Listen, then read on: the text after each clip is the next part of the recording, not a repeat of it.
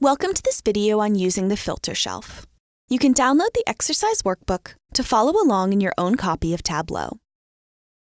Let's say we're looking at this breakdown of our sales data, and we want to filter based on market. We can drag the market field from the data window to the filter shelf. Select how we want to filter. Maybe we want to exclude our emerging markets, Africa, Canada, and EMEA, so we simply uncheck them. Click OK. And that's it. We filtered our view.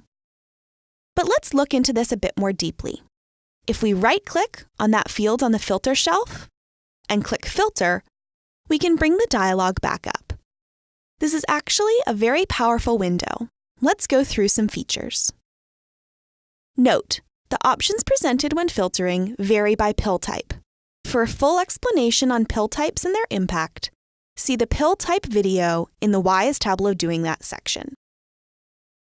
This is the dialog we get when we're filtering on a discrete dimension.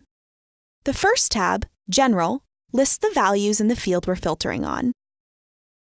We can select all or none with these buttons, maybe select our values, and exclude them.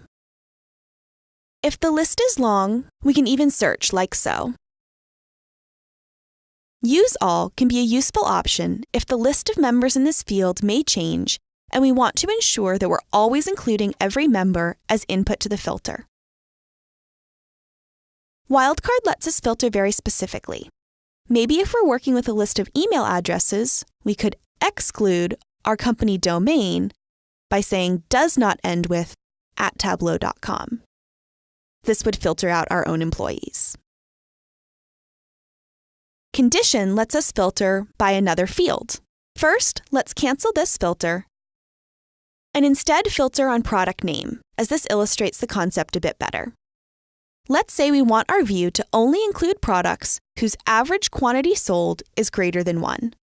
We can do that on the Condition tab by choosing By Field, set the field to Quantity, the aggregation to Average, the comparison to Greater than, and we'll say 1. If we want to make sure that our condition makes sense, Load brings in the range of values for this field so we can see what we're working with. If you're familiar with SQL, condition is like adding a halving clause to the where. The Condition tab can also accommodate calculations, here by formula. Top also lets us filter based on another field, and we can choose to filter top or bottom. If top filtering is giving you unexpected results, check out the video Filtering for Top and Top N. Condition and top filtering can be made more dynamic by using parameters instead of constants. There's a video on parameters with more information about creating and using parameters. That's filtering discrete dimensions. When we bring a measure like shipping cost or a continuous green dimension to the filter shelf, we get a different dialog window. If our field is a measure specifically, first we're offered the filter field and asked to specify a level of aggregation.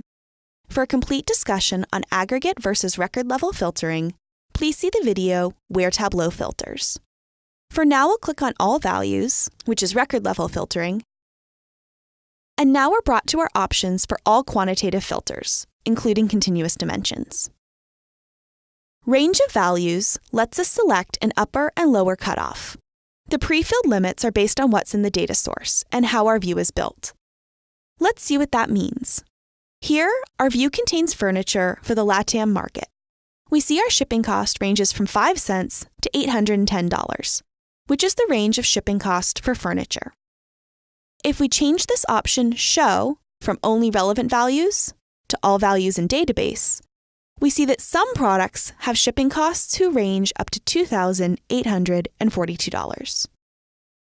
At least and at most are useful options if you only need to specify a lower or upper limit. Let's take a look at another example. Right-click on the filter shelf to see how the filter's set up. Here we have a filter on profit, and the lower range is set to 0 to filter out unprofitable marks. If we click OK, We'll see how that looks in the quick filter.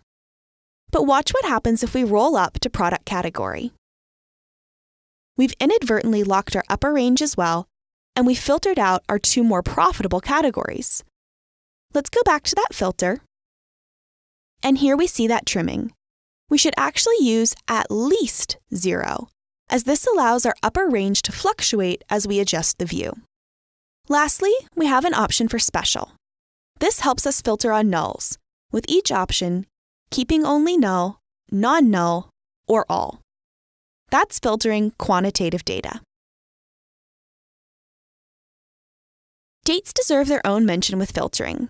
When a date field, as identified by this calendar icon, is brought to the filter shelf, we're given a filter field just like with a measure and asked to specify how we want to filter the date. A discrete date is treated like a dimension, and there are specific discrete date parts listed here. Note that they're blue. Continuous dates, however, have their own specific date options. Here we can pick relative date or range of dates. Either one brings us to the option for continuous dates. Relative date lets us set a specific unit of time. Maybe we would do the last 2 years. We can set ranges, including something like week to date. By default, the filter is anchored relative to today, which is dynamic, but we can click to change it to a static date. Range of dates, starting date, and ending date are similar to measures, but with calendar date pickers. This quick filter is for a range. We can use the slider, or click on the date to bring up a calendar picker, or to type in a date.